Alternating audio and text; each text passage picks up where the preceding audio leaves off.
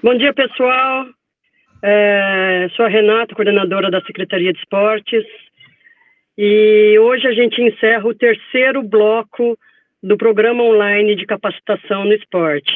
Foram mais de 4.500 inscrições, mais de 30 cursos, e aí, em nome do nosso secretário José Abraão Júnior e do nosso diretor Fernando Vanin, eu queria agradecer a todos imensamente pela presença nas palestras, a todos os palestrantes, a toda a equipe da Secretaria de Esportes, né, a todos os professores que participaram e a nossa equipe que aqui por trás das câmeras, vamos dizer assim, estamos aqui trabalhando e nos esforçando para que esses cursos sejam da melhor maneira possível para todos. Queria agradecer ao nosso palestrante de hoje, o Danilo, nosso colega. Muito obrigada, Danilo, pela presença, de ter se prontificado a vir fazer a palestra de hoje. E então, assim, lembrando que o quarto e último bloco, já está aberto as inscrições através do Bit.ly Campinas Online número 4. É igual a todos, só que muda para o 4, tá? As inscrições são limitadas a 100 por curso, temos mais 9 cursos, e será a última etapa desse programa online, pelo menos por enquanto. Então, muito obrigada a todos, e Neno, é com você agora. Obrigada, Danilo, obrigada, Neno. Neno, desculpa, Edson, né? Só que a gente chama de Neno, né? Valeu, pessoal, muito obrigada. Bom dia a todos. Estão me ouvindo? Meu nome é Edson Queiroz, sou funcionário e professor da Secretaria Municipal de Esportes, e hoje teremos a última palestra do terceiro bloco do curso de capacitação online. A palestrante de hoje será nosso colega de trabalho, da Prefeitura Municipal também, né? Será o professor Danilo Siaco Nunes, e o tema é Reflexões sobre a cultura e a iniciação esportiva nas políticas públicas para o século XXI. Né? Esperemos aí um bom debate, uma boa troca de informações, boa palestra a todos. Com você, professor. Obrigado, Neninho. A paixão que eu sinto pelo Neno não me impede de chamar ele de Edson, né? Meu grande amigo. Estão me ouvindo bem? Me enxergam direitinho? Prolixo que sou, eu escrevi aqui as coisas para ir seguindo, para não ficar alugando muito vocês na minha fala. Eu queria dizer que eu me sinto em casa aqui, eu revejo grandes colegas, grandes amigos, irmãos e irmãs que eu tenho espalhados por aí, né? Eu agradeço ao secretário, que eu não tenho a honra de conhecer pessoalmente, mas saúdo a iniciativa do projeto, ao querido Fernando Vanin, que é um grande amigo também, trabalhamos juntos há muito tempo.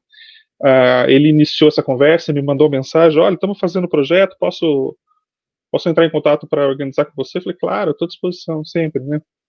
O Osmi, que teve a paciência de mediar as relações administrativas aqui do curso, sempre muito gentil, e o Neno, que ficou responsável por gerenciar esse processo e hoje senta do meu lado na atividade aqui para ajudar a mediar essa relação.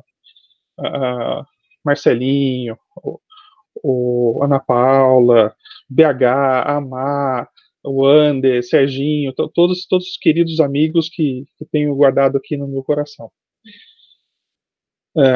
A Cris, a Dio, todo mundo, né? Então, meu nome é Danilo Siaco Nunes, eu sou formado em Educação Física há algum tempinho já, bobagem a gente entrar nesses detalhes. Eu dou aula em algumas faculdades aqui da região de Campinas, no curso de Educação Física, tem alguns alunos aqui, a Camilinha está aqui, fiquei feliz quando ela falou assim, tem uma palestra amanhã com um cara com o seu nome, sou eu. É um assunto estranho, né? mas sou eu mesmo que vou falar um pouquinho. E eu sou servidor público concursado pela Secretaria de Esportes, mas hoje eu estou lotado no acervo fotográfico do Museu da Imagem e do Som. Essa informação é importante daqui a pouco para explicar um pouquinho o contexto, né? Então, circunstâncias me levaram a participar do programa da Secretaria de Cultura, mais especificamente do programa do acervo fotográfico do Museu da Imagem e do Som. Então, nesse programa, quem não conhece o Museu da Imagem e do Som, é evidente que a gente está num momento de isolamento por conta da pandemia, mas eu recomendo. É um museu lá no centro da cidade, muito, muito legal, tem muitos cineclubes bacanas, e lá dentro uma das suas composições é do acervo fotográfico. Então, uma memória muito importante da imagem da cidade está registrada ali e tal, e eu cuido disso. Cuido desde a de limpar as fotos, de processo manual de limpeza, a catalogar, registrar, contar a história dessas fotos, fazer pesquisa, então faz parte do meu trabalho do dia a dia, né? E nesse trabalho eu tenho muito contato com os museólogos, com os historiadores, tal. Então eu tenho nesses últimos 5 anos, talvez 6 já, uma imersão nessa história imagética da cidade e me coloca numa posição especial, assim, que eu particularmente gosto muito e de alguma forma privilegiada, né? É um lugar de observação da cidade, das suas pessoas, das perspectivas históricas, através das lentes de historiadores, arquitetos, sociólogos, artistas, entre outros. Né? Essas condições se agregaram à minha formação da educação física, e quando eu olho para aquele acervo, eu vejo corpos e práticas corporais. Né? E é legal, assim, por exemplo, quando o arquiteto vai lá, ele olha para as mesmas 60 e poucas mil imagens que a gente tem no acervo, e faz a leitura arquitetônica daquelas imagens, né? E eu tenho o prazer de ouvir essas falas. Quando o historiador vai lá, o historiador social, ele vai falar da história social, o historiador cultural, o antropólogo, ele vai fazer fotografia do porquê. Então eu convivo com uma diversidade de olhares para aquelas fotografias que é muito divertido, por isso que eu me sinto privilegiado nessa prática. E eu olho para aquelas fotografias dessa perspectiva dos corpos e das práticas corporais que estão inseridas nessa memória imagética da cidade, né? O fato de eu estar lá me provoca uma inquietação de tentar entender algumas demandas que estão postas nessas memórias, nesses acervos. Então eu vou procurar lá no programa da Educação Física e Sociedade, da pós-graduação da Unicamp, da Faculdade de Educação Física da Unicamp, um projeto que fosse capaz de solucionar algumas demandas de forma acadêmica, solucionar algumas demandas dessa memória, dessa história. Né? Então eu vou lá procurar como que as sociabilidades e as práticas de divertimento se desenvolvem no início do capitalismo em Campinas. Então, as fotos evidentes que começam depois, né, a fotografia começa no final do século XIX, o capitalismo começa da metade para o começo do século XIX, mas tem toda uma construção desse modo de produzir a vida que vai gerar essas fotos que eu vou encontrar lá na frente. E eu vou bater na porta lá da academia para tentar criar um projeto para tentar ler isso. Né? Dizem que um dia isso acaba. Eu tenho a qualificação marcada agora para o começo do mês que vem e a defesa marcada lá para o finalzinho de novembro. Quer dizer, para quem já passou por isso, sabe muito bem do que eu estou falando. Bom, quando me chamaram para conversar, disseram que eu poderia escolher um tema da fala, tal, né? E aí eu fui olhar quem já estava inscrito na grade de programação, e eu vi lá, né, o Marco Sou, que falou ontem com vocês sobre as lutas, e um querido amigo lá da pós-graduação, o Evandro Lazar, professor, doutor Evandro Lazar, um querido amigo também de graduação lá atrás, né, o Leandrinho Benelli, grande armador francano, e professor, doutor também, que eu falei assim, caramba, onde é que eu estou me metendo, né? E todo mundo falando nessa relação do esporte, da formação, enfim. E eu estudando o passado. Eu falei, puta merda, como é que... Desculpa a forma. Pensei comigo, nossa, e agora, o que eu faço? Eu não queria ficar alugando vocês com as histórias do passado. Eu tenho a impressão que um dia a gente pode fazer uma atividade pelo museu e falar da história da cidade. E aí, quem se interessa por esse tema vem dialogar.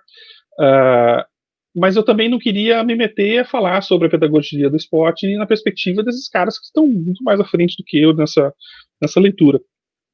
Então eu me propus a fazer um desafio que não é dentro do meu campo, que é uma leitura, tentar fazer uma uma análise, né, jogar então essa bagagem que a história tem me proporcionado por uma leitura não para o futuro. O que vai ser então essa perspectiva? Talvez cultura e iniciação esportiva tenha exagerado um pouco, errado um pouco a mão. Eu acho que eu vou falar um pouquinho de forma mais genérica, mas isso não impede que a gente avance depois no debate para pensar a partir dessas categorias que eu tô pensando aqui, a gente avance sobre a formação esportiva, por exemplo, né? Então, como que a gente olha para esses 4/5 de século aí que estão faltando, que vão se seguir, né? A gente já está na segunda década, enfim. Como é que eu vou olhar para isso? O que está acontecendo no mundo? Como é que o esporte, como é que essas práticas corporais vão reagir a essas estruturas, né? Mas eu queria deixar claro que esse encontro ele não é uma aula de alguma coisa impossível, né? Assim, o exercício da futurologia é uma bobagem, não é essa a minha intenção aqui. A minha intenção é tentar fazer uma análise de conjuntura, quer dizer, estabelecer alguns critérios, algumas categorias, olhar como elas acontecem nos processos históricos e tentar elaborar isso para práticas possíveis, horizontes de cenários possíveis, essas relações. Então a gente não está brincando de tentar adivinhar o futuro, mas tentando fazer um horizonte nessa relação. E tem uma certa fundamentação teórica nessa estrutura, mas também parte de um pouco das relações empíricas das nossas experiências. E eu digo nossas, porque eu não estou esperando ficar aqui falando com vocês até sei lá que horas a gente combinou. Eu espero realmente que daqui a pouco a gente possa abrir o microfone e trocar essas matrizes epistemológicas e de experiências, e a gente possa negociar essas impressões que a gente tem e construir uma coisa coletiva. Eu começo como se estivéssemos sentados em roda e a gente possa passar a palavra por quem tiver afim, quem se interessar, quem quiser questionar, enfim, que a gente possa abrir isso em algum momento, né? Então, eu também não estou muito interessado em dar respostas certeiras sobre essa relação, mas principalmente construir boas perguntas, né?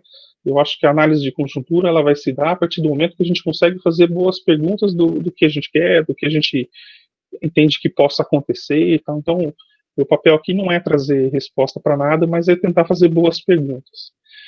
Para esse exercício dessa análise, eu me recorro sim à minha trajetória histórica na pesquisa histórica, que eu conduzo uma tentativa de orientar esses pontos importantes para análise, né? Então, fundamentar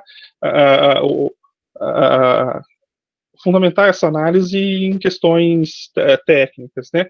É preciso lembrar que o meu campo epistemológico do olhar está fundamentado no materialismo histórico dialético, e é só mais um ponto de vista, ele pode ter outras interpretações, e é desejoso que se tenha outras perspectivas de análise, e por isso a gente vai abrir depois para fazer essas interpretações, né?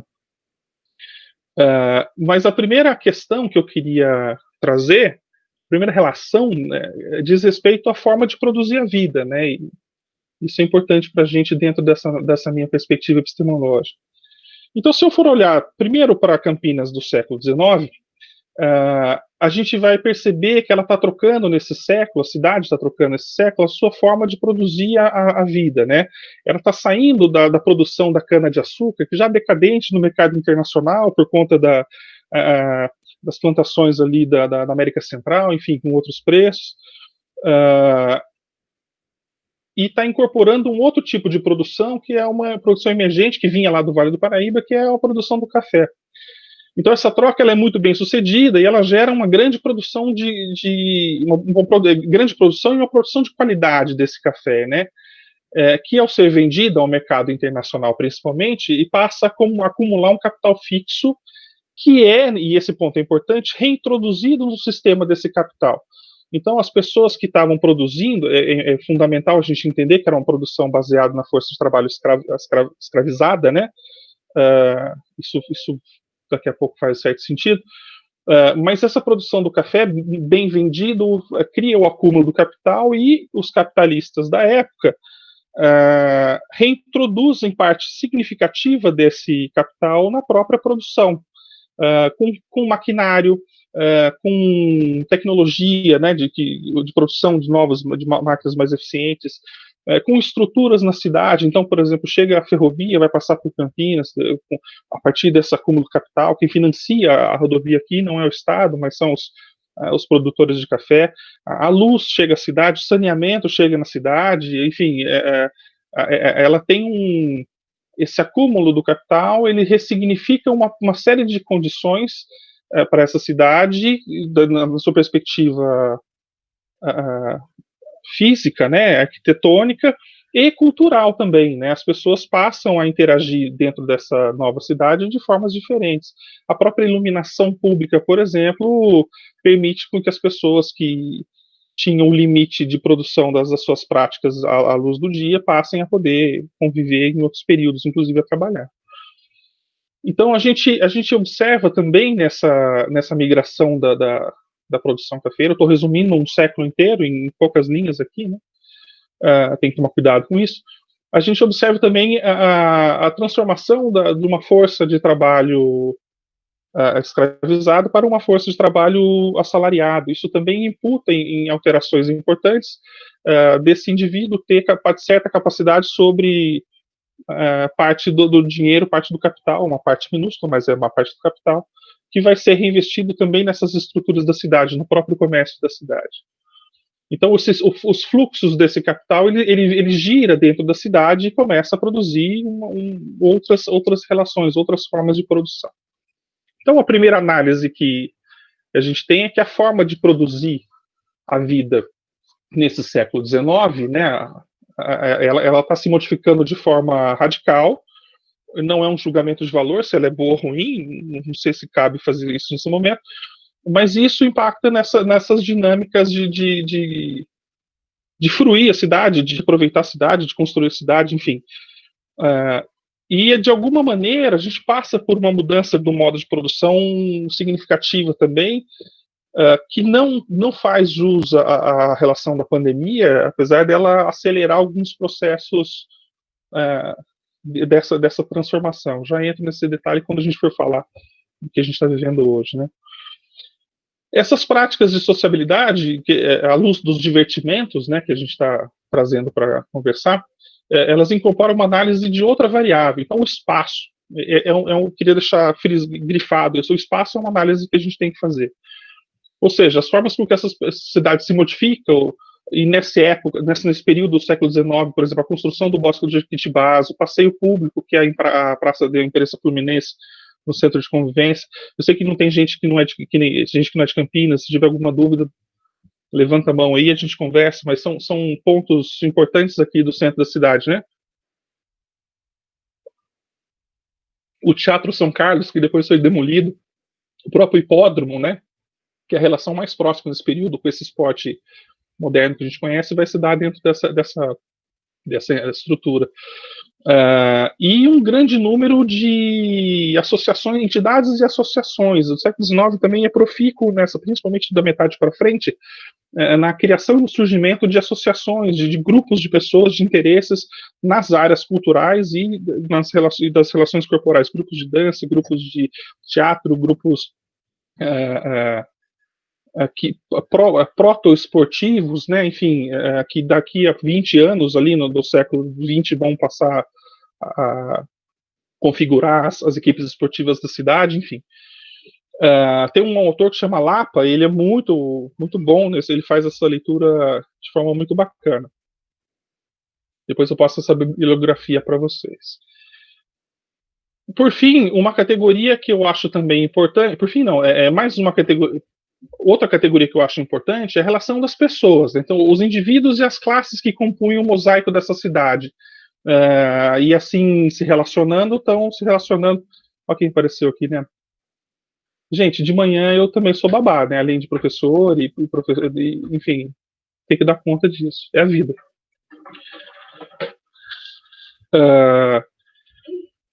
Então, os indivíduos, as classes que compõem esse mosaico dessa sociedade, e nessa arrumação que a gente vai chamar grosseiramente aqui de política, né, de indivíduos e sociedade compondo ali o meio político.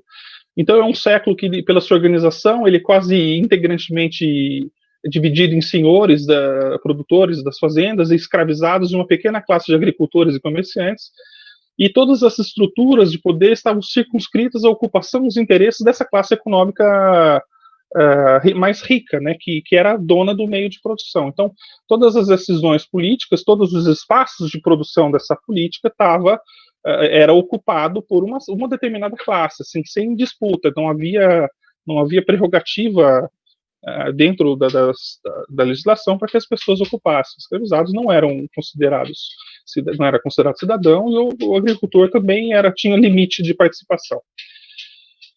Bom, então eu falei do tempo, do espaço, o tempo-trabalho, o espaço, a arquitetura da cidade e as pessoas nessa relação da política. Então, feitas essas considerações, eu trago então essas categorias como as análises que a gente pode fazer para essa análise de conjuntura do que a gente vai entender do futuro aí para essas nossas questões.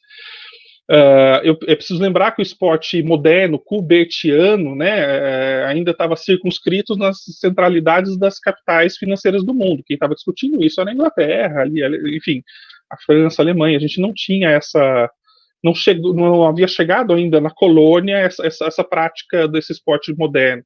E por esporte moderno eu estou falando daquele que o Bourdieu vai falar, daquele que o Norbert Elias vai falar, daquele que o Thompson vai falar. Então os elisianos, os marxistas, vão tratar como esporte moderno, né?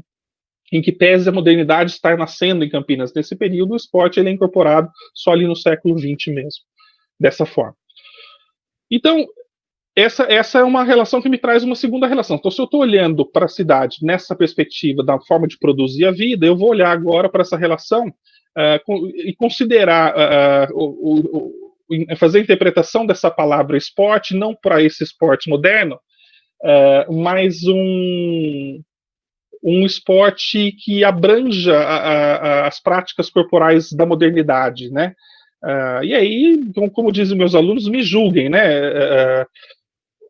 Eu acho que a gente pode abrir uma semana para discutir o que é realmente o esporte, o que é o lazer, o que é as práticas de saúde, o que são, enfim, essas outras relações. Mas eu vou trazer aqui essa perspectiva um pouco mais abrangente, e se por um acaso o discurso e as falas levarem a gente para especificidades, a gente aprofunda, ou abre aí novas possibilidades de fazer esse debate em outro momento. Então, recuperando essa categoria primeira que eu disse sobre a forma de produzir a vida, né, no mundo, eu vou olhar para Campinas contemporânea e eu tenho que reconhecer que, ainda que seja uma cidade pulsante, ela tem uma grande marca que acompanha seu desenvolvimento, que é a marca da desigualdade social.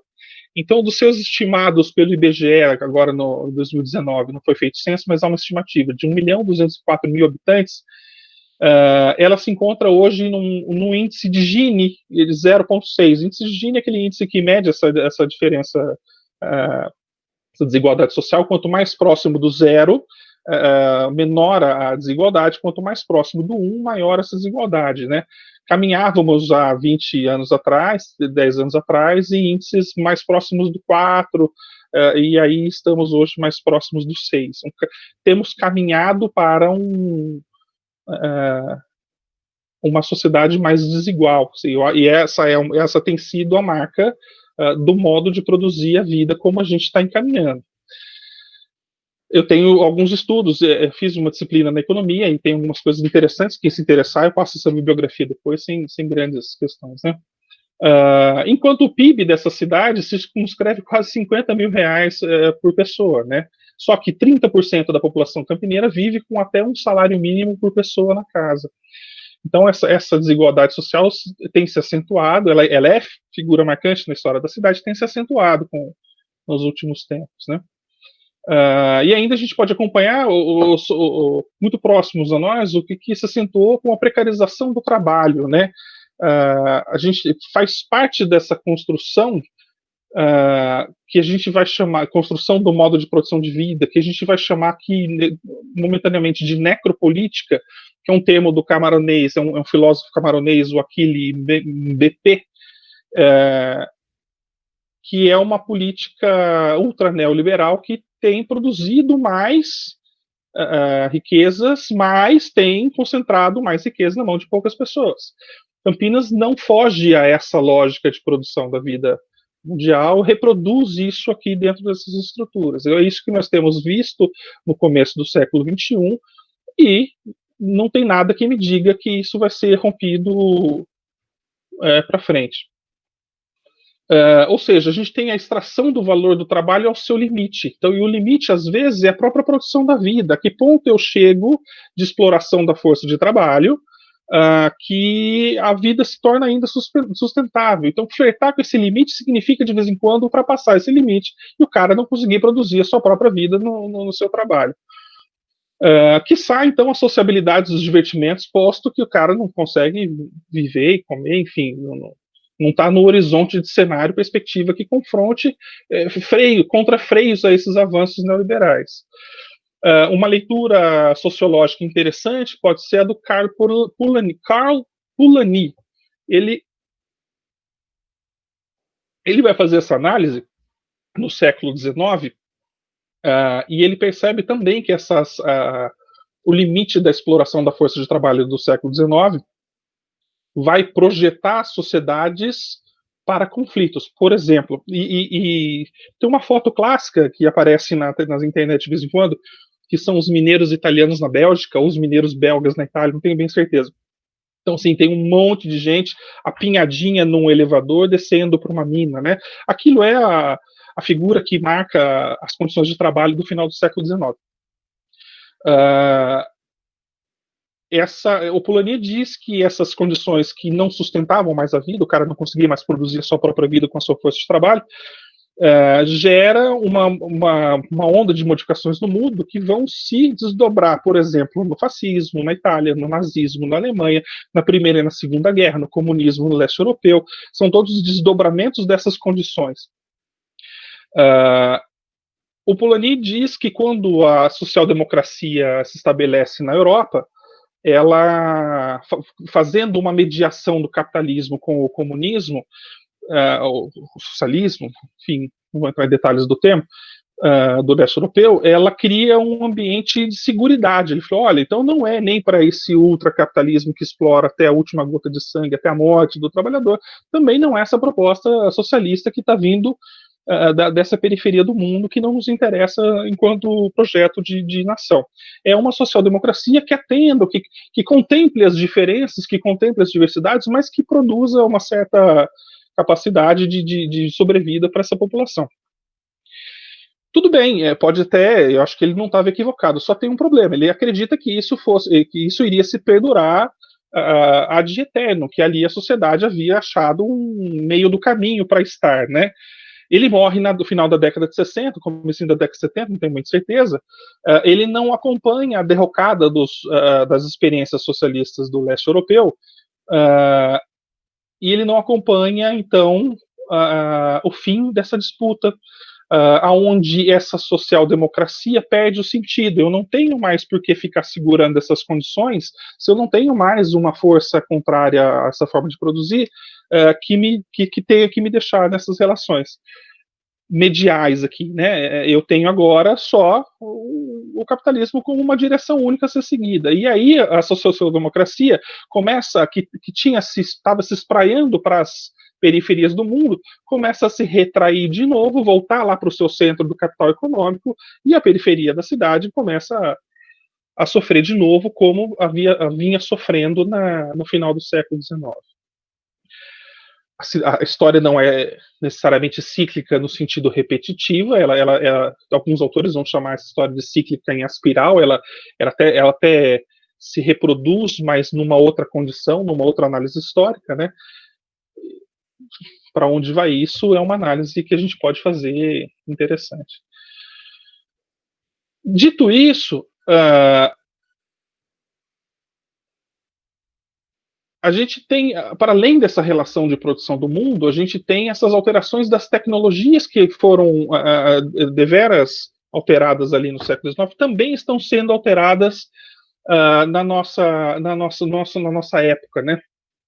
A minha geração e de mais algumas outras pessoas que estão aqui vivenciou um salto tecnológico incrível. Então a gente viu a internet nascer, a gente discava no computador de madrugada para pagar menos pulso, para poder usar uma janelinha do Netscape, chamava na época, para poder usar a internet, né? Hoje o chuveiro deve estar conectado na internet, sei lá, né?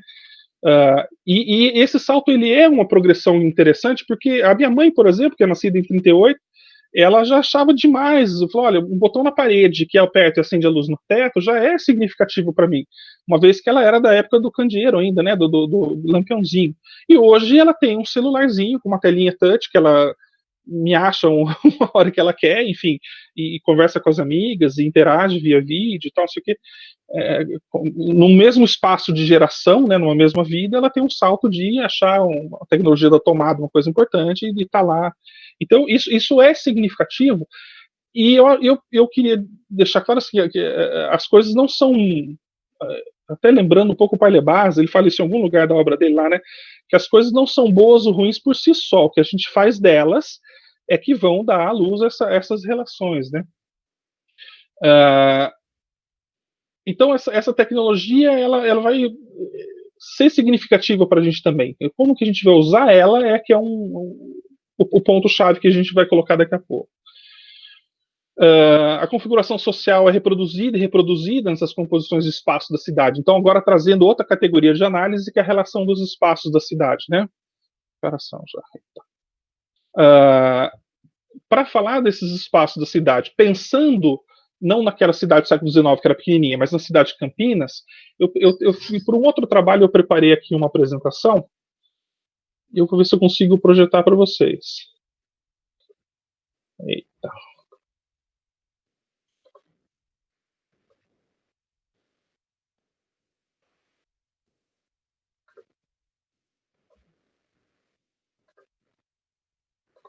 Nininho, me diga, por gentileza, se está aparecendo para vocês.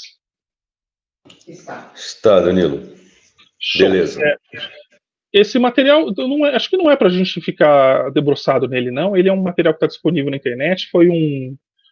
A CEPLAN produziu isso há 1 ou 2 anos atrás, que foi no período da construção do plano municipal, decenal. Então, eles estavam fazendo essas análises, né? Eu tenho isso tudo disponível, mas eu tenho mais ainda, eu tenho o PDF completo dele, interessantíssimo para quem estuda essa relação da geografia, da cidade, da história, enfim. Eu tenho aqui esse primeiro bloco, um mapa com os equipamentos de esportes e cultura da cidade. Então, eles estavam bem pequenininhos aqui, eu pus uma setinha para ficar melhor. Essa área acinzentada é a área urbanizada, e a área em branco é a área que a gente vai chamar aqui de rural, mas enfim, tem a área de proteção ambiental, colocar tudo dentro dessa condição. Percebam que a cidade o município de Campinas, ele não circunscreve só a cidade de Campinas, existe uma área, muitas vezes negligenciada, inclusive nos nossos programas de política, não só de lazer, mas outros programas também, né? O Pedra Branca, por exemplo, ou o Xangri-Lá, quer dizer, a própria APA de Barão Geraldo, Joaquim Egídio, são áreas que têm produção cultural interessantíssima, e produção de esporte. A diversão desses caras é o futebolzinho aí de final de semana, e tem outra relação diferente das comunidades aqui urbanas e tal. A gente um pouco que negligencia isso, mas enfim.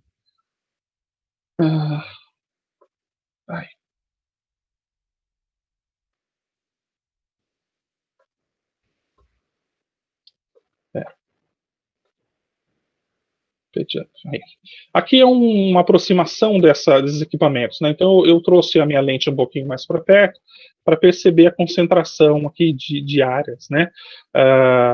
Tem um outro estudo interessante que vai me dar, por exemplo, alguns círculos concêntricos aqui dos períodos de construção desses equipamentos. A gente vai perceber alguns períodos da história, alguns tipos de governo que se preocupavam com a construção desses espaços, tal, enfim. Também dá para fazer um estudo interessante nisso. Esse mapa é o mapa da renda domiciliar da cidade. Quanto mais vermelho, quanto mais quente a cor, maior menor é a renda, né? Quanto mais claro, menos quente, maior é a renda. Então, as regiões periféricas do sul, que são os crescimentos mais novos da cidade, são as zonas de crescimento mais novas da cidade. Aqui, por exemplo, a construção do aeroporto trouxe migrantes para essa região, né? que aqui se instalaram e aqui passaram a fazer suas moradias, né? Então, gente trabalhadora, tal, mas tem uma condição menor de subsistência da perspectiva financeira. O que não imputa especificamente nas relações culturais. Quem conhece a Feira do Rolo sabe muito bem a riqueza cultural que esses ambientes proporcionam, o tanto que é interessante e bacana da gente pensar. Esse outro quadro também é interessante, ele traz aqui a densidade demográfica da cidade, né? Uma cidade que também, quanto mais quente, maior a densidade, quanto mais frio, menor a densidade. A densidade central da cidade, onde a gente acha que essa população está concentrada, ela se espraia. Isso aqui é Campo Grande, Ouro Verde, quer dizer, a gente está indo lá para a periferia, estamos quase em Indaiatuba aqui já, né? E quando a gente passa e passa, fala assim, nossa, a cidade não vai acabar nunca. Não tem pouca gente nesse circuito. Jardim Fernanda, que o aeroporto está mais ou menos aqui, assim, né? É muita gente, né, nessa relação que está alijada de alguma forma dos espaços formais de práticas esportivas públicas na cidade. Perceba como uma área tão povoada como essa possui aqui um espaço considerado nesse programa aqui como um espaço público de prática esportiva, de cultura. Acho que deve ser o Bosque, tenho certeza. O Jardim Fernanda, por exemplo, aqui, olha, não tem nada, a gente não consegue pensar em nada ali, né? Lembrando que os campos de futebol que não estão sobre a gestão da secretaria não aparecem aqui nesse programa, né? Esse é um mapa feito para as políticas públicas da cidade. Professor, diga. Posso intervir um pouquinho? A gente combinou da gente fazer uns questionamentos. E como você está no mapa, tem o Estevam Daniel, ele está perguntando o que você considerou como equipamentos esportivos. Boa pergunta. Esse programa não é meu, né? Esse mapa não é meu, foi feita lá deixa eu pegar, a CEPLAN, que é a Secretaria de Planejamento de Campinas, contratou uma empresa para fazer essa relação. Nesse PDF completo, ele tem lá a descrição. São praças de esportes, bosques, os centros esportivos, os equipamentos que estão esportes, né? E de cultura, evidente. Ele não fez essa distinção. Eu acho que cabe. Eu comecei a fazer um tempo atrás, antes de fazer o meu projeto dentro da área da memória da cidade, e eu tinha essa intenção de fazer essa análise a partir da geografia. E aí seria fazer essa revisão aqui, categorizando isso em outras maneiras. Por exemplo, não há como não considerar os campos de futebol uma área que a se pensar como um lugar de prática público, ainda que não seja dentro da gestão pública, mas ela tem ali uma gestão da comunidade, e isso, de alguma maneira, é público também, né? Mas esse plano, ele tá circunscrito dentro das políticas de gestão orçamentárias, tal, então ele se reserva aos espaços, não sei se oficiais é um termo bom, mas, enfim, que as secretarias orientam como espaços de prática dela, né? Cabe crítica, cabe uma série de coisas aí. Eu estou usando para a gente. A minha ideia é tentar estabelecer uma relação de presença desse Estado, né, dessas práticas, em regiões centrais, longe das áreas mais pauperizadas da cidade, mais pobres da cidade, ou que ganham meio pobre no sentido econômico, por gentileza, mas longe também de um grande número de pessoas. Então, as áreas que têm uma renda menor, elas não tem menos gente morando lá, e por isso são mais pobres. Tal. Tem muita gente morando lá, ganhando pouco dinheiro e desprovido desses espaços de práticas. Guilherme, se tiver mais questão, você pode ir chamando aí, a gente vai intervindo, vai conversando, sem grilo. Aqui a questão da renda, a gente tinha passado. Eu vou deixar outros 2 mapas aqui para a gente tentar botar isso depois na conversa. Esse é o mapa dos equipamentos de educação. Percebam a distribuição, e aí eu estou dizendo de SEI, CEMEI, enfim, creche, EMEI, EMAF, todas aquelas estruturas de educação são muito ricas, algumas com espaços esportivos, quadra, né? Ou equipamentos esportivos, as bolas, os materiais, ou um pátio, ou uma área coberta, sei lá. Outras não, mas essa é a rede da educação.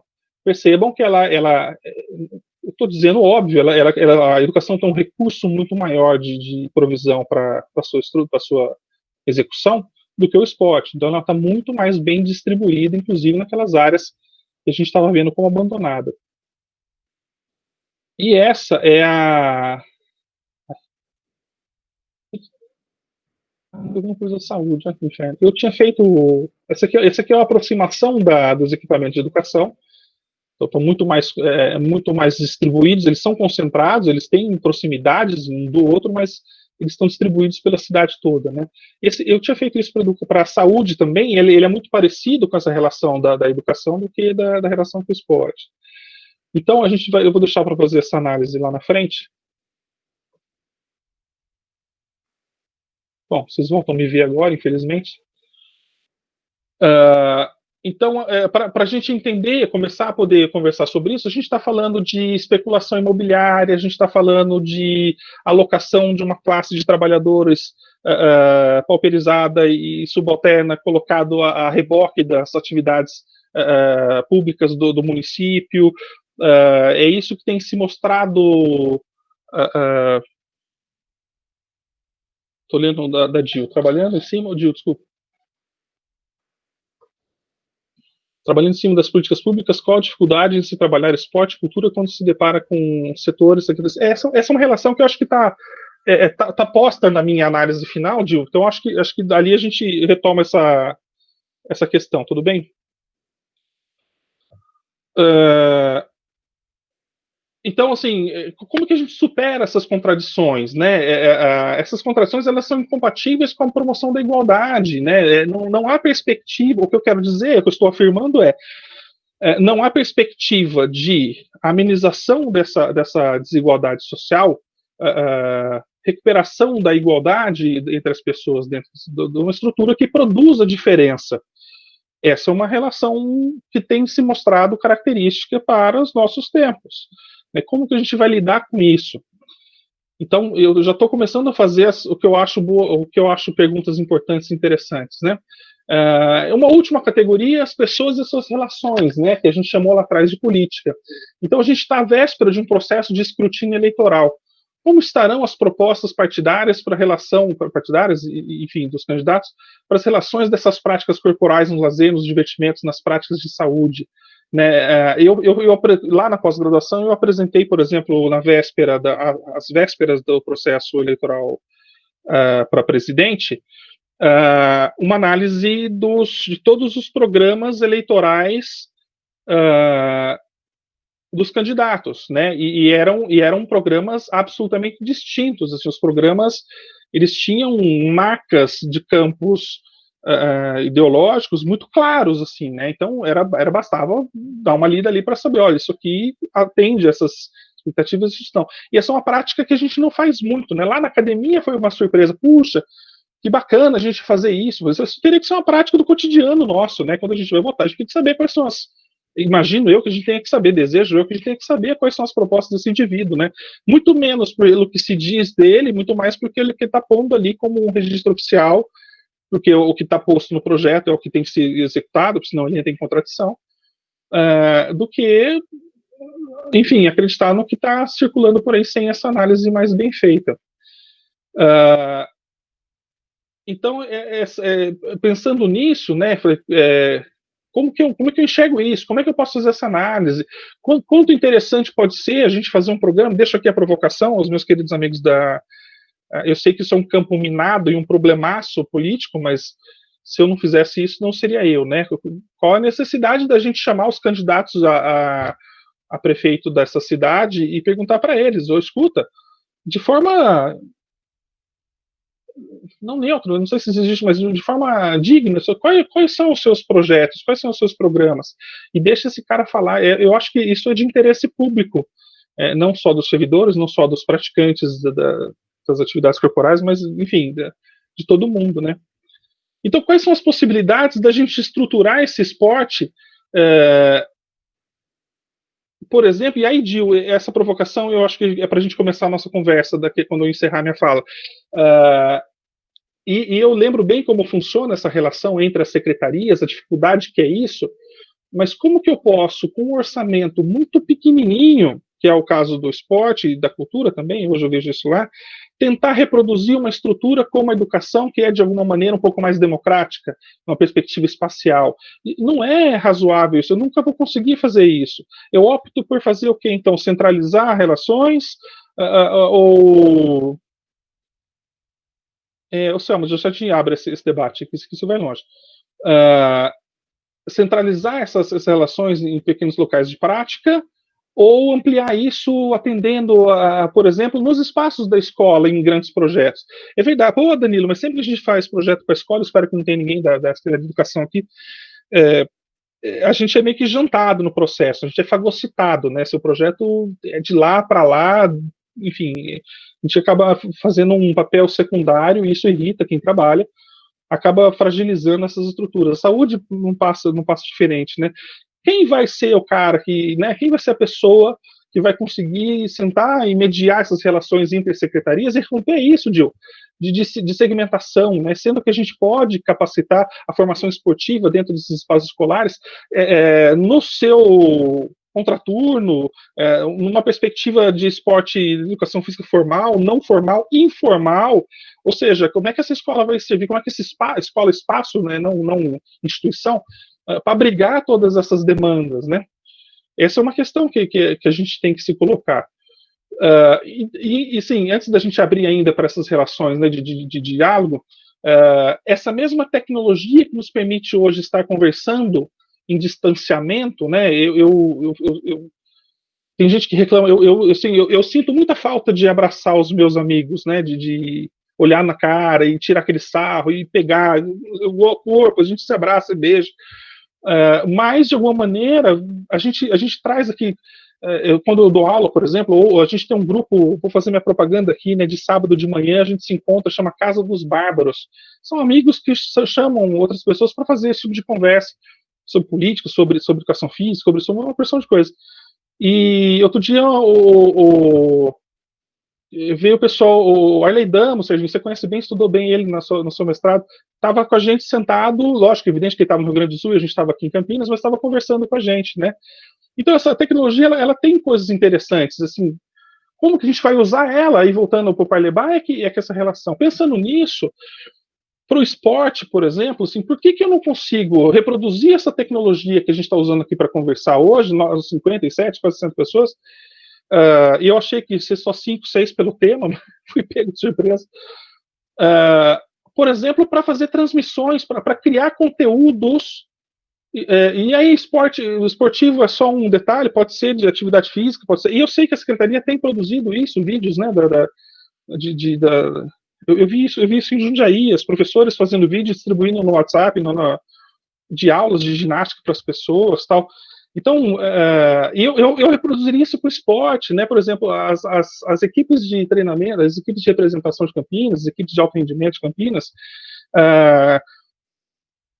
que estão mergulhadas num sistema de produção capitalista, mas que acabam dependendo do sistema público para a existência, poderiam, por exemplo, investir de forma coletiva, com a gestão, inclusive, da Secretaria de Esportes, numa televisão que pudesse, por exemplo, registrar o jogo e transmitir o jogo, e a transmissão do jogo por televisão poderia abranger um número maior de pessoas, talvez trouxesse investidores de marca para esses times, né?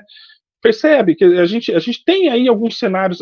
Eu fiquei com medo de fazer uma fala e o pessoal falou: vamos desistir, vamos fechar a lojinha, que isso não vai dar certo. Não é essa a questão. Quer dizer, há possibilidades, eu acho que a gente tem que sentar e debater isso e pensar para onde isso vai, né? Outra coisa interessante que eu queria deixar registrado: eu moro aqui no Bonfim, pertinho aqui do Cultura de Bar, do Bar do Carioca, assim, é um problema sério que a gente chega a pé lá, né? Essa pandemia não está rolando, mas enfim. É um lugar que a gente frequenta muito, assim, culturalmente falando, a gastronomia, enfim. Daqui onde eu moro, da janela dessa janela aqui, vocês estão vendo aqui atrás, eu consigo enxergar aquela ponte estaiada que estou construindo com o caminho do... eu não sei se é VLT, BLT, enfim,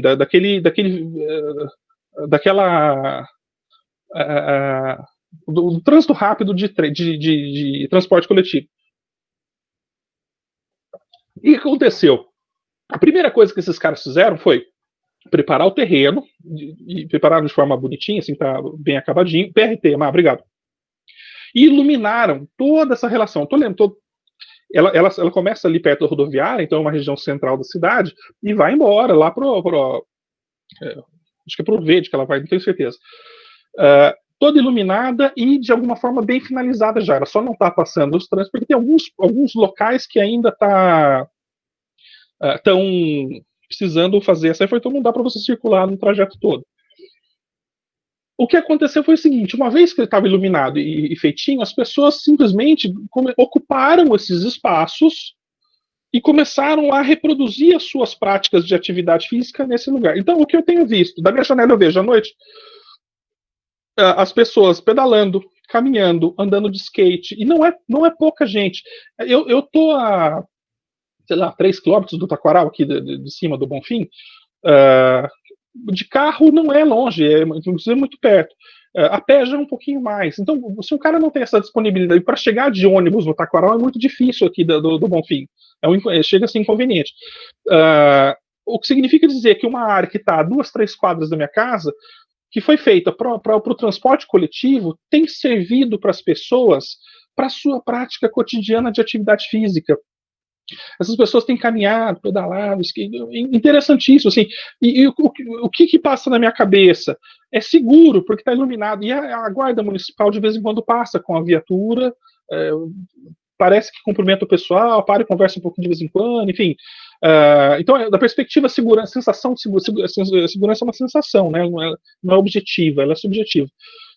Mas a iluminação parece gerar uma segurança, e o fato dela ser uma avenida larga faz com que as pessoas ocupem espaços e não fiquem muito próximas umas das outras, né? Tenho a impressão que essa relação da segurança de saúde, de pandêmica, também ali se dá como resolvida por conta desse distanciamento entre as pessoas. E essa avenida singra, né? Ela vai embora, quer dizer, se eu estou vendo isso aqui no meu bairro, muito provavelmente isso deve estar acontecendo nos seus desdobramentos pela cidade. E ela não é um equipamento de esportiva, eu não tenho certeza, não conheço o projeto, mas acho muito pouco provável que ela tenha sido pensada com um equipamento ainda que secundário de lazer e de prática de atividade física, mas ela foi ocupada. Então, essa lógica de ocupação de espaço, por que eu ocupo uma avenida e não ocupo uma praça de esportes, por exemplo? E aí eu sei que a gente tem 1 milhão de respostas para isso, e, enfim, eu acho que agora eu devo abrir e a gente tentar negociar formas de pensar esse futuro. Enfim, quais outras práticas, né, quais outras experiências dão sentido a essas marchas e contra-marchas da produção e da reprodução da vida? Aonde que a gente está inserido nesse processo, enquanto produtor, enquanto reprodutor, enquanto apoiador, enquanto negando essa marcha que vem sendo produzida nessa necropolítica como perspectiva para o século XXI. Eu só interrompo, eu acho que para mim é razoável até aqui, aí eu quero que vocês falem para a gente conversar. Chega, falei demais. Neno. Legal, Danilo, parabéns, eu acho que está aberto uma discussão, e tem aí algumas perguntas, né? Tem o nosso colega José Domingos Gigli, conhece? Domingos, ele pergunta para você: Danilo, como você vê o papel do nosso Conselho Municipal de Esportes e o Fórum na discussão e implantação da política municipal de esportes, tentando implantar uma política de governo para a nossa área? Quer fazer um bloco, Nê? Ou não? Sabe? Vamos fazer de 2 em 2. 2 em 2? Então vamos lá. Tem a pergunta da Dil, né? Vou reforçar para você aqui. Tá? Trabalhando em cima de políticas públicas, qual a dificuldade de se trabalhar esporte e cultura quando se depara com setores, secretaria, departamentos politizados partidariamente ou com interesses pessoais? Pontos positivos e negativos. Massa. De novo, eu não sou o portador da solução dos nossos problemas, eu tenho só algumas opiniões, né? E acho que algumas outras pessoas têm também. Acho que poderia abrir para que isso fosse realocado para outras esferas de opinião. Em todo caso, Zé, eu confesso que eu não tenho acompanhado a relação do Fórum e do Conselho de Esportes, né? O que é um dado interessante, uma vez que eu tenho por hábito a politização das minhas práticas. Então, eu acompanho muito, por exemplo, o Fórum de Cultura, o Conselho de Cultura, esferas nacionais dessas relações, tal. Eu tenho a sensação, e aí é sensação mesmo, né? Porque pode estar acontecendo alguma coisa e eu não estou sabendo. Mas eu não ouço falar, eu não vejo movimentação. Eu acho fundamental, eu não consigo imaginar. A gente pode fazer 1 milhão de críticas, por exemplo, aos sistemas de orçamento participativo, né? O que deu certo, o que não deu certo, mas eu não consigo imaginar uma política que rompa essa lógica da produção necrófila do capital sem passar pela participação das pessoas, né? A escolha de representação, ela não tem se mostrado o suficiente porque uma coisa é ocupar espaços políticos, outra coisa é ocupar espaços de poder, elas não são a mesma coisa. Quem viveu nos últimos 15 anos e não percebeu isso, não entendeu o que aconteceu, né? Então, estar na gestão não significa ter o poder sobre as coisas. Esse é um debate importante da gente fazer. Então, eu acho que o Conselho e o Fórum são espaços de deliberação e devem ser encarados como espaços de poder também, e devem ser disputados, né?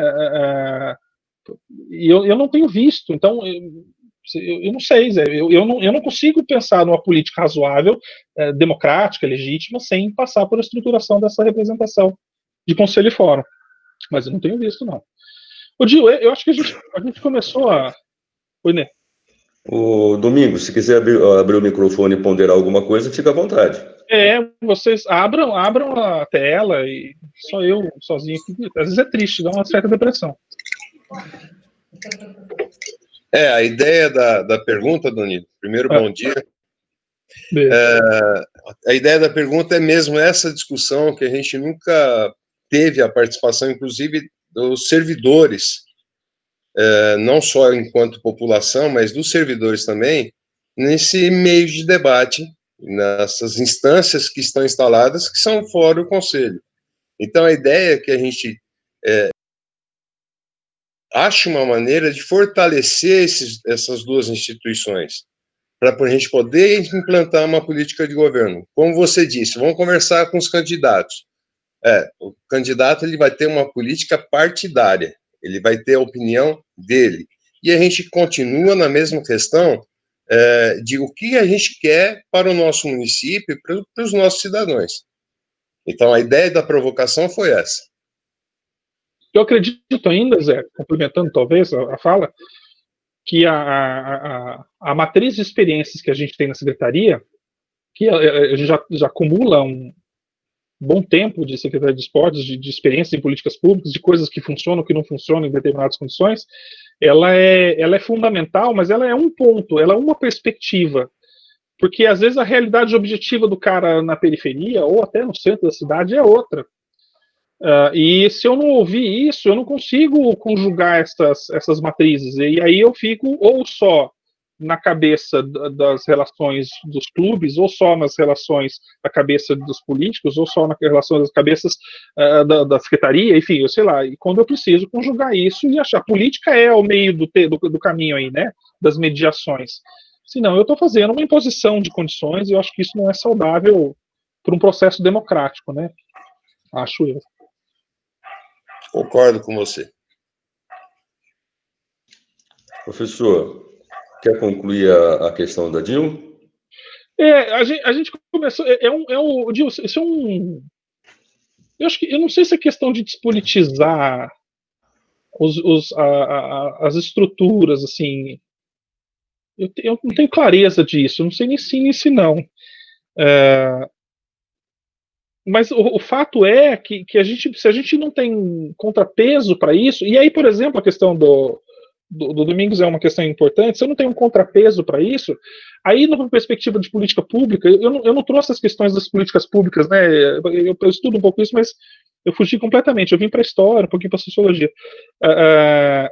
se eu não trago os contrapesos, por exemplo, de um conselho que vai dizer, olha, não, os interesses aqui da comunidade representados no conselho, que advindas lá de um fórum maior, não são essas que estão postas por essa equipe, né? E não é porque ganhou a eleição que passa a ter a...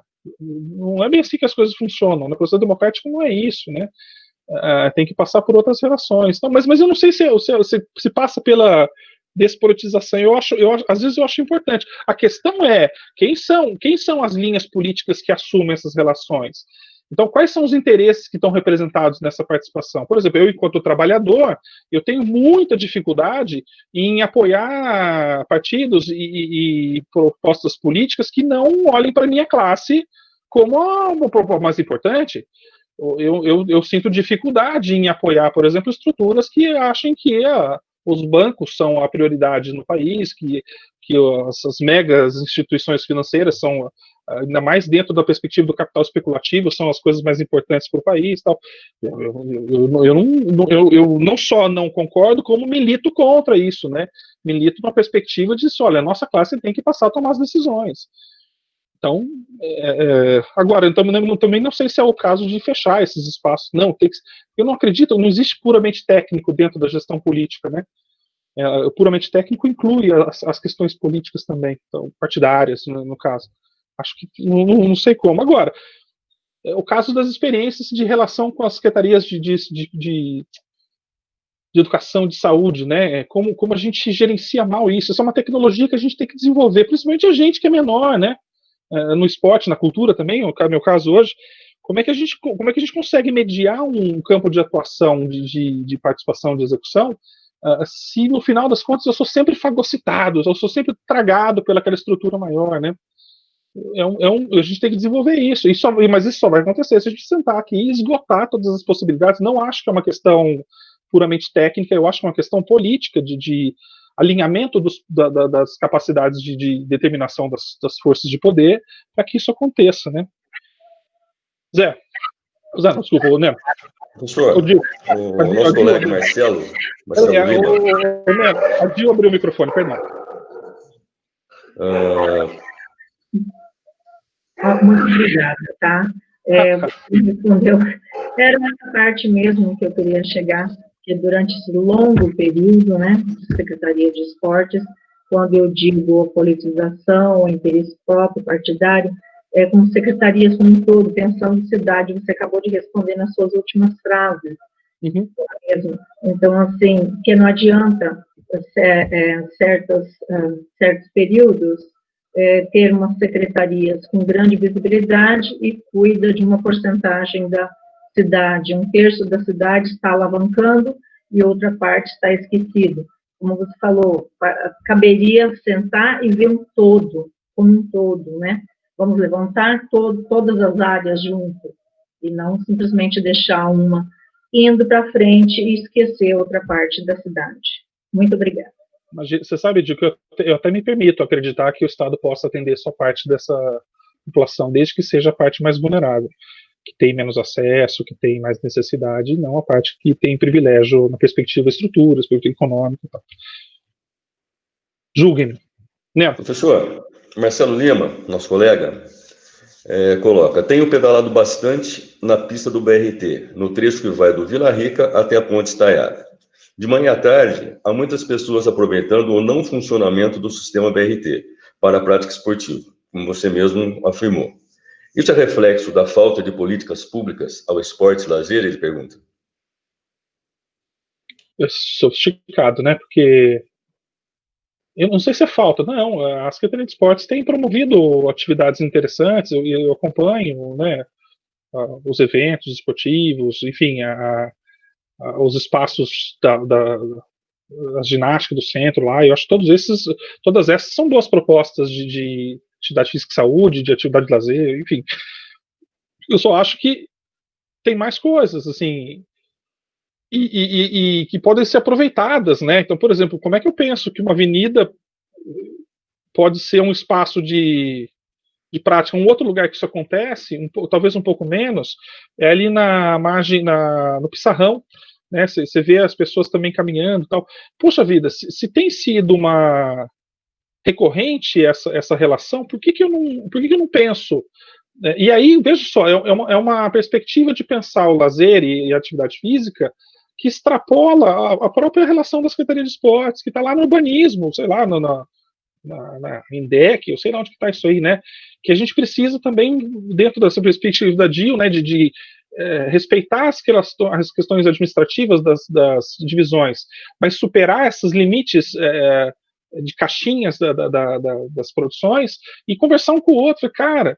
Bota, porque assim, hoje, e voltando para aquele assunto de tecnologia, né? Eu sei que isso é controverso, mas não dá para negar que isso existe. As empresas aí de material esportivo estão produzindo relógios que captam a sua frequência cardíaca. Eu lembro da minha época, alguns de vocês lembram, que para você comprar um Polar, você tinha que vender o fígado, assim, não é o rim, né? Não era um negócio muito caro. E hoje você compra, que vem da China, por 30 conto, um reloginho que vai medir sua frequência cardíaca, sua pressão arterial, vai analisar o número de passos, vai calcular uma distância, vai jogar no seu celular esse valor, que vai entrar num programa que vai te dar o seu desempenho, o seu melhor. E daqui a pouco ele vai tirar um pedacinho lá da sua célula para dizer sua fisiologia e tal. Ele vai ser capaz de produzir mais questões fisiológicas do que um professor. Eu não estou substituindo o professor de educação física, eu acho que isso é insubstituível. A relação humana não é a relação da máquina, ela é outra, né? Mas se eu não considerar isso, quer dizer, por que eu não tenho um programa, como a gente tem aqui, um programa de debate, de estímulo a essa prática, por exemplo, com os celulares? A maioria dos celulares hoje tem o podômetro, né? Por que eu não invisto nisso? Eu fiz uma aula esses dias com um cara, uma disciplina minha da faculdade, um cara da ginástica laboral, e ele propôs um desafio muito louco lá, que todo mundo tinha celular, ele falou, quem apresentar para mim o do podômetro, maior distância, vai ganhar.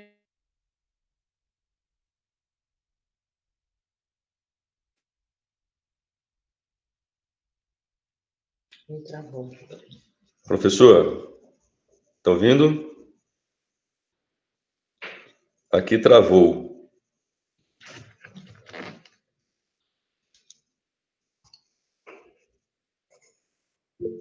Eu caí? Travou aqui, professor. Eu Agora acho voltou. que eu barrei. Até onde vocês ouviram? Do podômetro, professor. Esse cara ele fez um projeto na empresa que ele estava eu acho que os barris do meu fio aqui de internet, que aonde ele tinha que, e aí o desafio era quem juntava mais passo. Ele juntou isso por equipes de misturando áreas, então as pessoas convenciam os colegas de outras áreas a aumentar o número de passos por dia e tal. Vou sair de novo. Então, assim, como é que eu não penso num programa desse, sei lá, como que faz isso, se é bairro contra bairro, se é escola contra escola, enfim, tem recurso, são políticas, né, são processos. Então, eu não sei se falta política, eu acho que às vezes elas não são atendidas da demanda necessária. Eu perdi todos os textos aqui, né? Professor, vamos seguindo, tem bastante perguntas aqui, tá? Vamos seguindo? Tem o professor Ciro, de Jaguariúna, que está compartilhando a experiência da cidade dele, tá? Então, coloca lá, 2 perspectivas que vieram para ficar. Primeira, toda quarta-feira, fazemos um programa de entrevista com um programa ou um professor que presta conta do que realiza na secretaria e conta a sua história. Diz que está fazendo, coloca com bastante sucesso, tá? A segunda, como as escolinhas esportivas e equipes da prefeitura treinam, em sua maioria 2 vezes por semana, as videoaulas completarão os treinos, né? A experiência dele que ele está dividindo em Jaguariúna. Professor Marcelo Bandia, a Política Nacional de Esportes reafirmar o princípio constitucional que estabelece a prática do esporte e do lazer como práticas que devem ser fomentadas pelo Estado é um direito a ser garantido ao cidadão brasileiro. Então, ele está fazendo uma afirmação. Tá? A pergunta: prática esportiva e atividades físicas são coisas bem distintas. Na sua opinião, como as práticas esportivas deveriam ser oferecidas pelo Estado? Ô Ciro, Jaguariúna, terra do Adnan, professor Adnan, um querido amigo. São experiências legais. Obrigado por ter dividido aí. Acho que não tinha pergunta, né? Estava só realocando. O Marcelinho está falando das atividades físicas, né? Que é o caso da questão. Marcelão, vê só, eu acho, trazendo aquela perspectiva que eu trouxe de. Imagina, Eduardo, a perspectiva que eu trouxe sobre a acumulação do trabalho da secretaria, né? Porque, de alguma maneira, quando a gente joga as atividades corporais, eu tenho usado aqui, né, para generalizar tudo, atividades corporais, eu jogo atividades culturais dentro desse campo, atividade física, exercício físico, esporte, recreação, lazer, jogo, brincadeira, eu acabo tendo mais abrangência do que, às vezes, secretarias por aí, né? Eu não vejo como trabalhar isso, essa complexidade, essa potencialidade toda, eu não vejo isso como um problema, eu vejo isso como uma potência, sem a união, junção, conjugação dos esforços, por exemplo, com a Secretaria de Saúde. A atividade física ela está associada diretamente às práticas de saúde, né, em que pese a gente poder olhar para elas na perspectiva do lazer também, ele é um direito constitucional, você tem toda a razão, mas eu acredito que uma política séria olharia isso como saúde pública, né? Agora, eu tenho muito mais postos de saúde, eu tenho muito mais equipe médica, e não sou eu só que penso isso, não, né? O programa de saúde da família, até há pouco tempo atrás, previa a participação na equipe multidisciplinar de um professor de educação física. Eu não acompanhei exatamente como se deu o debate, salvo equívoco, salvo engano meu, melhor juízo, né? Isso tinha sido meio que descartado e estava sendo colocado sob escanteio, enfim, não sei para onde foi isso. Eu acho um prejuízo enorme. Eu acho que seria essencial ter um professor de educação física dentro de cada programa de saúde da família que conjugasse essas políticas públicas de saúde dentro da atividade física e que conversasse também com a Secretaria de Esportes, não tem problema nenhum. Ele pode tabelar com essas secretarias, assim como os professores da rede de ensino tem que tabelar com a Secretaria de Esportes. Eu não estou confundindo, eu tenho clareza da diferença do esporte, da escola, do esporte na escola. A gente superou isso na década de 80, não tem problema nenhum. Mas eu estou pensando na forma política e estrutural, quer dizer, não há como eu reproduzir uma política razoável de esportes, razoável na minha perspectiva significa democrática, ampliada, que atinja o maior número de pessoas possíveis, né, que não segregue, que não selecione, que não escolha fazer só a ponta do processo e não a formação toda, enfim, sem pensar na utilização, não com esses recursos que a gente tem, na nossa perspectiva, que não pense nessas estruturas da escola, por exemplo. O grande problema é que a gente não desenvolveu tecnologia política de levar isso em consideração. A gente sempre é bragado pelo processo da Secretaria Maior. Você sabe muito bem disso, a gente tem vivenciado isso. Eu acho, não sei se responde, se ajuda ou se atrapalha. Professor, o Bruno Bueno faz uma observação relacionada aos clubes. A iniciação esportiva, estando mais centrada em clubes sociais do município, dificultam o acesso de pessoas de baixo nível social a se tornarem esportistas de rendimento. E faz um questionamento: em que o município poderia fazer para melhorar esse cenário? Concordo, Bruno. Eu não sou contra o clube social, pelo contrário, eu acho que ele é interessante, mas você tem razão, ele atinge só as camadas da população que atendem às características sociais daquele clube, né? Ele não tem perspectiva socializadora das práticas, porque ele demanda custos que a maioria das pessoas, a gente viu esses dados aqui atrás, não dão conta de financiar. E aí, até respondendo aquela relação assim, é possível eu atender só parte da população, tem que atender todo mundo? Bom, eu acho que tem que atender todo mundo, mas se tiver que escolher, teria que ser as pessoas que não têm acesso a essas relações, né? Em que pese eu achar que a gente tem que tratar essa relação todo mundo. A gente tem alguns históricos dessa conjugação de clubes e políticas públicas, né? Umas mais exitosas, outras menos, mas assim, houve uma época em que os clubes tinham uma perspectiva de atuar esportivamente nas ligas das modalidades, ou enfim, nas modalidades que eram da cultura mais específica do clube, né?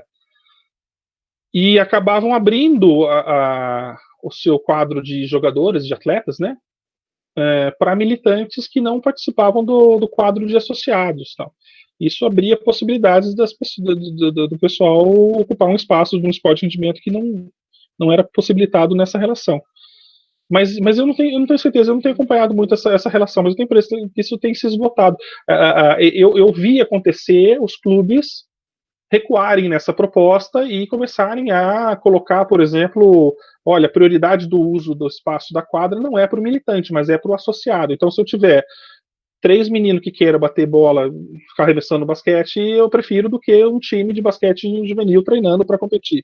Eu não sei para onde foi, se eu estou falando isso enquanto eu acompanhei clube esportivo até ali 2005, 2006, 2010 um pouquinho, depois eu saí desse ciclo, eu não acompanhei mais, pode ser que isso tenha tomado outros caminhos, não tenho certeza.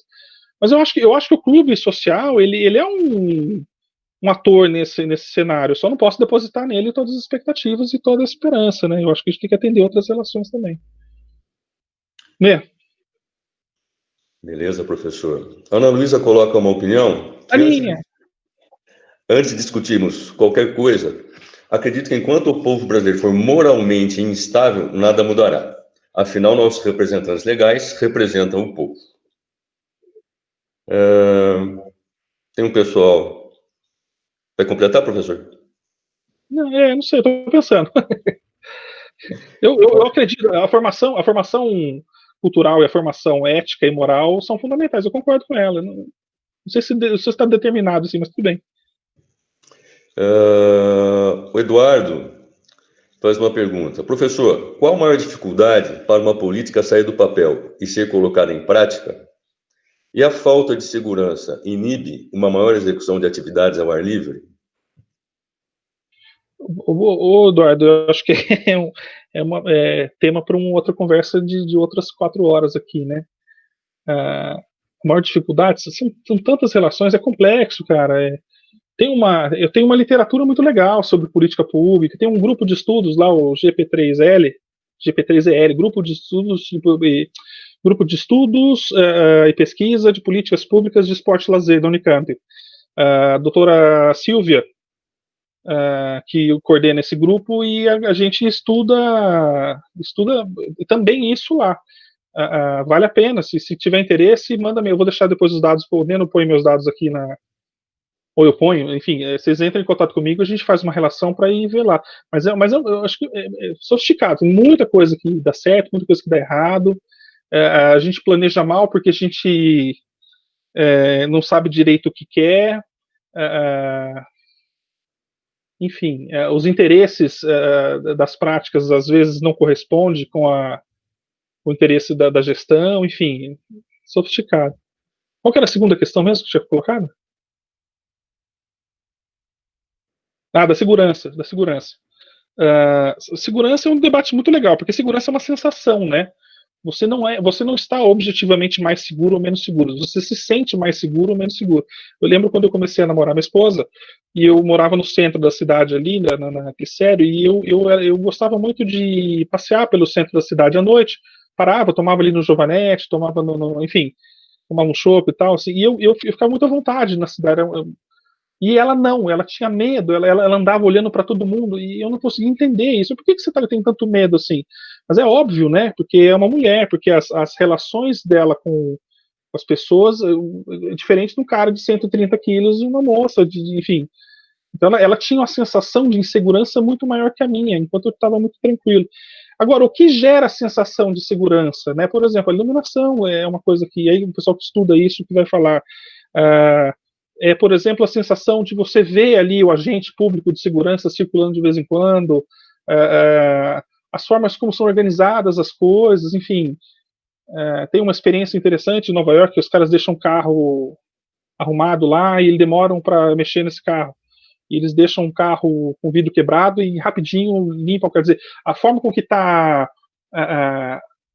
posta a estrutura física do espaço também gera a sensação de segurança. É um lugar feio, mal arrumado, é desagradável. Eu estou falando no campo das sensações, né? É absolutamente subjetivo. Então, acho que, por exemplo, ter espaços agradáveis, ter espaços onde circulam os agentes de segurança, ter espaços iluminados, ter espaços onde se debata a relação de segurança, eu acho que melhoraria essa sensação. Trabalhoso. Professor, a Stephanie Alves, primeiro está te parabenizando pelo debate e coloca: minha reflexão vai no sentido das possibilidades, disponibilidades da população da periferia para as práticas corporais. Como criar uma política em um espaço público de lazer e práticas corporais para a periferia, garantindo não somente o acesso, mas o efetivo aproveitamento desse espaço? É uma boa pergunta. Porque não é só o espaço, existe a formação também, né? A formação para o uso do espaço. Por que algumas pessoas olham para a avenida do BRT e vê ali um lugar para pedalar, para fazer caminhada, fazer corrida, para andar com seu skate, e outras pessoas olham para essa estrutura e não vê, olham só como uma avenida, né? Então, e aí eu acho que é papel do poder público, por exemplo, fazer esse tipo de incentivo. Né? Por que eu não consigo convencer o cara a ir na avenida lá, tudo evidente, circunstâncias são maiores que essa obviedade toda, né? Mas se eu não tiver também um lugar adequado, quer dizer, outro dia eu estava voltando para casa aqui e passei pela Amarais. Tinha gente correndo, pedalando, tal, mas num lugar muito próximo na pista. Eu já pedalei próximo da pista e eu tenho muito medo. Assim. Eu pedalo, por exemplo, eu achei que fosse bom negócio, antes da gente entrar em pandemia, pegar minha bicicletinha e ir até o museu, aqui do Bonfim até o museu é ridículo de perto. Mas no meio do caminho eu estava na Senador Saraiva, acho, e um ônibus me ultrapassou e ele tinha um ponto logo ali na frente, e ele começou a entrar em direção ao ponto, e a hora que eu vi, eu estava com uma calçada alta do meu lado direito e a roda dele aqui do meu lado. Eu freiei, a hora que eu pude, eu bati a mão bati o pé na sarjeta e subi com a bicicleta, né? Quase que eu tive que voltar para casa para me limpar, porque eu passei muito medo naquela situação. Conclusão, eu não peguei mais a bicicleta para andar no centro. Quando eu pego a bicicleta é para ir ou no Taquará, ou no Joaquim Gide, enfim, em outras condições razoáveis. Então, as condições de prática também, eu acho que a formação do indivíduo para utilizar a cidade enquanto um espaço público é importante. Público de lazer, público de esporte, público de atividade física. A formação e as condições do local também, né? Se não tiver condição, uma pessoa que se acidente ali, o cara falou, bom, aqui não é um espaço para eu fazer isso, olha aqui o que aconteceu, né? Acho. Danilo, a Dilcinec está participando efetivamente no debate, coloca aqui, ao contrário da parte da cultura, que quanto mais aglomeração, mais também precisa de mais espaço, o esporte precisa descentralizar e proporcionar mais áreas livres e estruturadas para não cair na aglomeração de um só setor. Cita como exemplo o Taquaral, que já está saturado. Mas nas pontas da cidade tem muito potencial de áreas possíveis para práticas esportivas e falta de estrutura de políticas públicas, que também não é só o caso de Campinas. Veja o Brasil como um todo. O que está faltando? Eu tive um dia desses. Eu combinei com a Dil que ela ia fazer participação intensa para poder gerar debate. Eu tive esses dias no Parque Ecológico Monsenhor Salim. Estou tentando. É um parque que fizeram na periferia da cidade, muito bonito, tem 2 lagoas, tal. Ali tem questões, como é um parque novo. Não, Monsenhor Salim é o Parque Ecológico, né? Não é o Monsenhor Salim, é outro. Como é que é o nome daquele lugar? Lá no final do Ouro Verde. Mas enfim, era um lugar muito bonito. Assim, não parece o Taquaral, mas tem as mesmas potencialidades do Taquaral, mas ainda não tinha uso. É verdade que, por exemplo, as árvores tinham sido recém-plantadas, então o horário de sol a pino, era inviável a prática de qualquer coisa ali, porque insuportável, né? Mas eu tenho a impressão que o pessoal já estava ocupando a tarde. Então, é ter um espaço e criar política de uso, né, de incentivo, de propaganda, de segurança. Olha, aqui é um lugar seguro, vem fazer prática. As pessoas vão comprando essa ideia. Eu concordo com o Gil. Ao passo que o esporte tem essa característica também, quer dizer, eu tenho que democratizar, mas aonde que eu dou vazão para o talento esportivo, por exemplo? Os meninos gostam de discutir isso, Marcelinho, Anderson. Eu sublimo isso das minhas práticas políticas do esporte, eu considero isso é mais importante, isso é zero importância. São coisas que a gente tem que debater, né? O que a gente vai estar falando aqui são posições políticas. Essas posições devem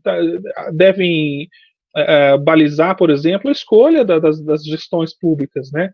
Aquele cara que atende melhor as minhas expectativas deve ser o cara selecionado para perspectiva da minha classe, evidente, né? Deve ser selecionado para gerar esse processo, gestar esse processo, acho eu.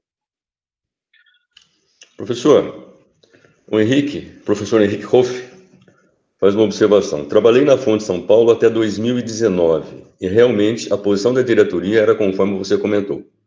Entre ter militantes representando o clube sem retorno financeiro, talvez por fora do clube em trabalhar isso, e ter 3 associados que pagam as contas do clube, batendo bola na quadra, a preferência sempre foi pelos associados.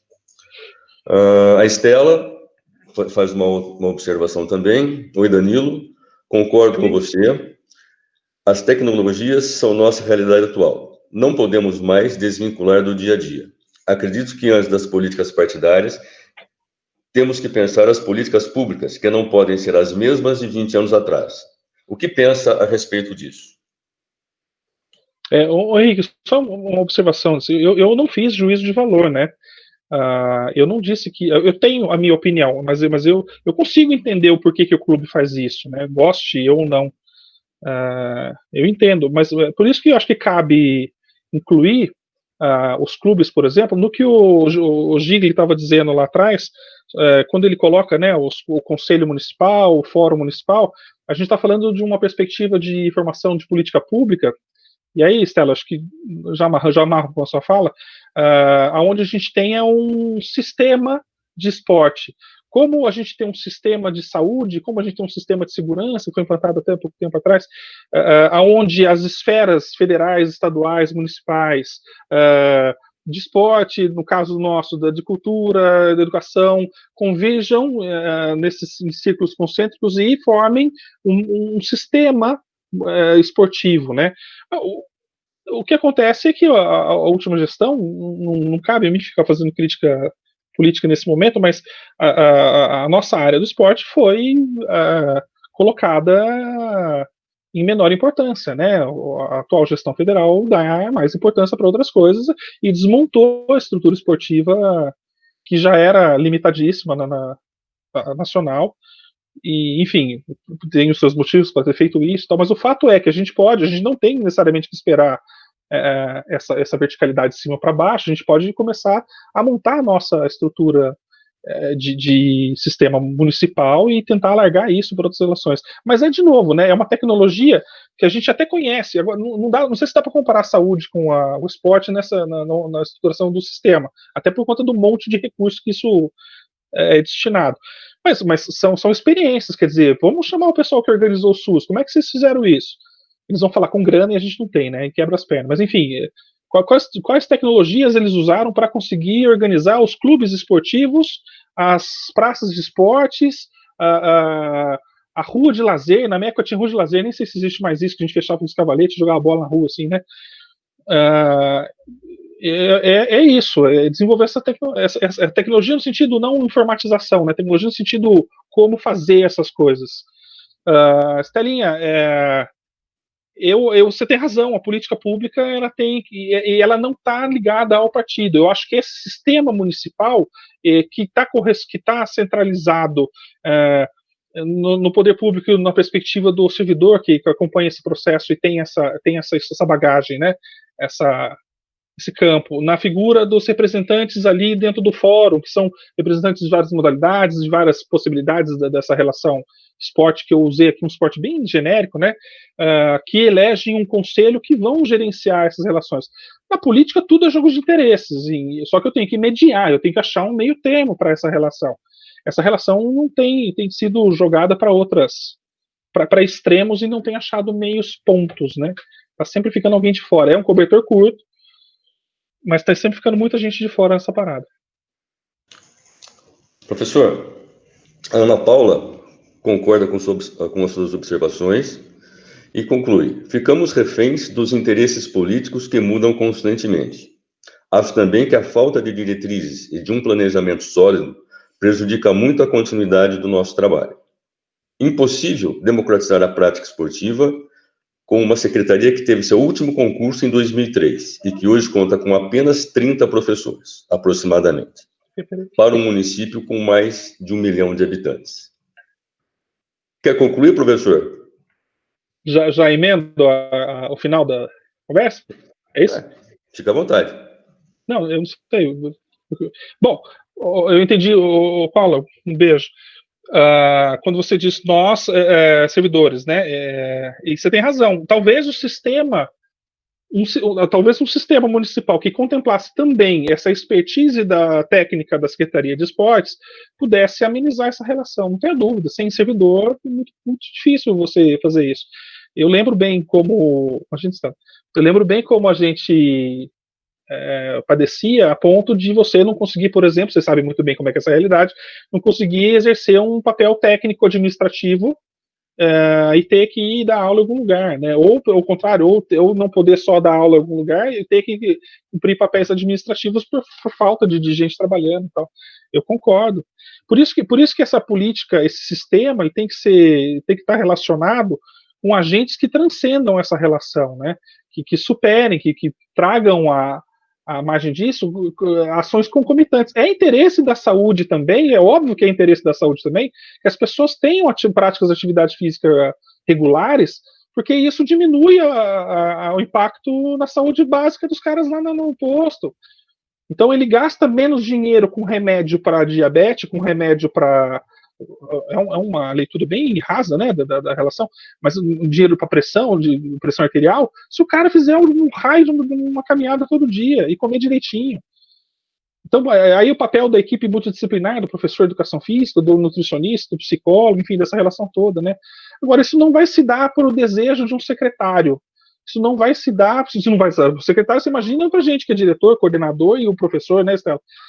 Isso vai se dar se a gente conseguir capitalizar essas potências todas num jogo político que acha ali onde cobre melhor aquele pedacinho de cobertor que a gente tem. Assim também a escola, né? Professor, Serginho está te parabenizando, dizendo que essa discussão é bem abrangente. O Kleber, quero reforçar a questão apontada pela Ana Paula sobre o número reduzido de profissionais. Como reforçar uma política com poucos recursos e poucos profissionais? Eu acho que é isso. É essa potência, é desenvolver essa tecnologia de se perceber como interesse de outras relações com mais capacidade que a gente. É fazer com que, por exemplo, a Secretaria de Saúde tenha professores de Educação Física que também respondam às demandas da Secretaria de Esportes. Por que eu tenho que ter um cara só ligado a essa relação se eu posso conjugar? Por que eu não posso, o cara que dá, como a gente faz, entendeu? Se a gente faz a ginástica de manhã, por que eu não posso olhar para práticas de formação de iniciação esportiva dentro do sistema de saúde, enquanto práticas de desenvolvimento da saúde dos indivíduos? Eu não sei, eu acho que é isso, são essas potenciais, essas capacidades que a gente tem que ter de sistematizar. Não é simples. Clebão, saudade, cara, um abração. Grande amigo. A Estela agradeceu a resposta, o Domingos está te parabenizando, tem muito para conversar. Tem uma colocação da Marina Ortiz: são tantos pontos a se discutir sobre a política pública, mas na minha opinião, espera que eu perdi aqui, mas na minha opinião é que os governos poderiam olhar com mais carinho para a educação esportiva, incentivar dentro das escolas a prática corporal, não só os esportes, Não só os esportes do Quarteto Fantástico, mas qualquer prática corporal, além do olhar carinhoso para as praças públicas e a oferta de práticas as mesmas, com segurança. Toda prática é vista como prevenção para a população. Remediar é muito mais caro, como você falou. Ana Paula está mandando um beijo. Professor Sebastião Tchãozinho está te parabenizando. Grande tchau. A Edith Souza está fazendo uma colocação. Polêmico, mas necessário falar. Sou atuante em duas OCIPs da região norte de Campinas e me deparo também com a má utilização desse espaço. Também é necessário trabalhar com as comunidades a ocupação desses espaços. Foi uma observação. O Anderson está te parabenizando, o Kleber está te parabenizando, show de conversa. O Alexandre, parabéns, professor. Tem uma pergunta da Marli, né? Discussões são importantes, porém precisamos de ação em todos os sentidos. As discussões levam à reflexão, e que foi o que você provocou realmente hoje. Mas precisamos de execução dos variados projetos que circulam dentro das secretarias relacionadas à saúde, esporte e lazer, e que muitas vezes não são executados porque não interessam. Guilherme Freitas, cabe lembrar o quanto a população adulta não consegue aproveitar as práticas nas praças de esportes, tanto pelo não oferecimento, quanto pelo fechamento das praças em horário comercial. Belo apontamento. Essa é uma questão... A Edith já está sugerindo que você volte novamente. Sou a favor de mais um momento de debate com sua presença. A Dil está te agradecendo. Muito bom. Não, eu acho que aqueles que quiserem fazer mais alguma observação, eles podem perguntar, você pode disponibilizar seu e-mail, né? Eu quero aqui reforçar os parabéns pela sua apresentação. Acho que suscitou aí um debate. Esse debate não se fecha aqui, tanto que você está sendo aí já convidado a voltar para dar continuidade nesse debate. Isso é uma coisa que, de verdade, né? Além da sua palestra, nós da Secretaria acreditamos que a gente está no caminho certo, né? Provocando reflexão, provocando debate, enfim, né? A Marli, gratidão por sua palestra e discussões. Guilherme Freitas, parabéns pelos estudos. Lúcia, parabéns, grandes debates e muitas reflexões. Se você quiser fazer suas considerações finais, professor. Quero. Eu queria saudar a iniciativa da Secretaria, aqui representada por meus grandes amigos queridos. Tenho muita saudade, me emociono de falar com vocês. E dizer, assim, é isso, a gente tem que fazer esse debate tem que se expandir, tem que atingir mais gente, tem que ser reproduzido em outras esferas. As pessoas vão se conscientizando e vão se capacitando, se gabaritando, e isso melhora. Eu concordo com você, Neno. Eu espero não ter enfadado vocês com minhas histórias do século XIX. Às vezes eu vejo tanto isso que eu me pego conversando até com o espelho com isso, né? Então, espero que tenha sido útil e agradável, e que a gente possa... Eu estou à disposição. Estar aqui estar com os meus queridos amigos, estar numa roda onde eu me sinto muito feliz e muito à vontade. Deixei o meu e-mail, deixei o meu número de telefone, WhatsApp, vocês podem ficar à vontade. Eu tinha me programado para vir fazer boas perguntas e já tinha dito que eu não tinha grandes respostas. Eu acho que eu cumpri a minha tarefa, então eu estou à disposição para quem precisar, quem quiser conversar.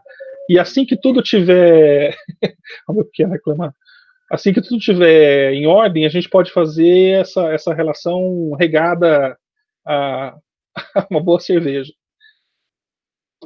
Beleza, professor. Parabéns mais uma vez. Só lembrando que já estão abertas inscrições para o quarto módulo do programa de capacitação online, né, que terá início no dia 19/8. Quero agradecer ao nosso secretário de Esportes, José Abraão Júnior, e também ao diretor Fernando Vanin, por darem continuidade a esse trabalho. Está sendo marcante na nossa secretaria. E, mais uma vez, agradecer a você e a presença de todos que puderam participar e engrandecer esse debate.